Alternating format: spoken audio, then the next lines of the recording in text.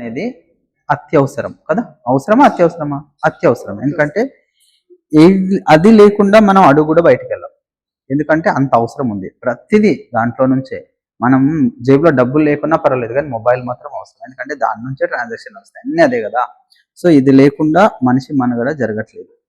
దీనివల్ల మనకి హాని జరుగుతుందా లేకపోతే ఏదైనా ఇంకా బెనిఫిట్స్ వస్తున్నాయా? శరీరానికి మన ఆరోగ్యంగా మాత్రం హాని జరుగుతుంది. అయినా కూడా ఇది లేకుండా మనం ఉండలేము. సో దీని గురించి తెలుసుకోవడానికి ఒక చిన్న డెమో చూద్దాం మనం. ఇది ఏ విధంగా మీరు ఒకసారి చేతులు లేపి ఇందాక చెప్పాను కదా అట్లా నేను మీకు ప్రెస్ చేస్తాను. మీ బలం అంతా ఒరిజినల్ ఫుల్ బలం చూపించండి. ఓకేనా? దిస్ ఈజ్ యువర్ బలం. ఓకేనా?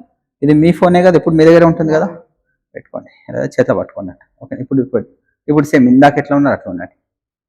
Okay,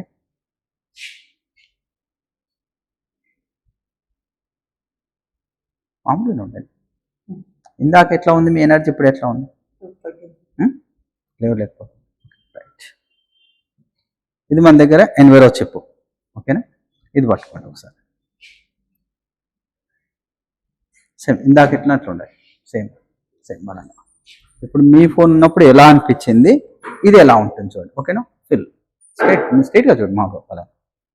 okay right. మీ ఎనర్జీ ఎలా ఉంది కదా?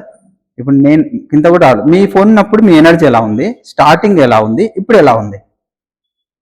మీరే చెప్పండి ఒకసారి వాళ్ళకి. మీకు ఏమనిపించింది? డౌన్ అయింది. ఇప్పుడు లాస్ట్ ఈ ఫోన్ ఇచ్చినప్పుడు కారణం ఏంటి? రేడియేషన్. అంటే మీ ఫోన్ ఉన్నప్పుడు దీనికి రేడియేషన్ ప్రొటెక్షన్ లేదు. ఓకే, అదే ఈ ఫోన్ ఇచ్చినప్పుడు దీనికి రేడియేషన్ చిప్ ప్రొటెక్షన్ ఉంది. సో మీకు ఈ చిప్ వచ్చినప్పుడు ఏమవుతుందంటే మీకు ఆ రేడియేషన్ వల్ల మీ బాడీకి హాని కలిగించే ఏవైతే ఉందో ఆ రేడియేషన్ మీకు తగలకుండా ప్రొటెక్షన్ ఇస్తుంది.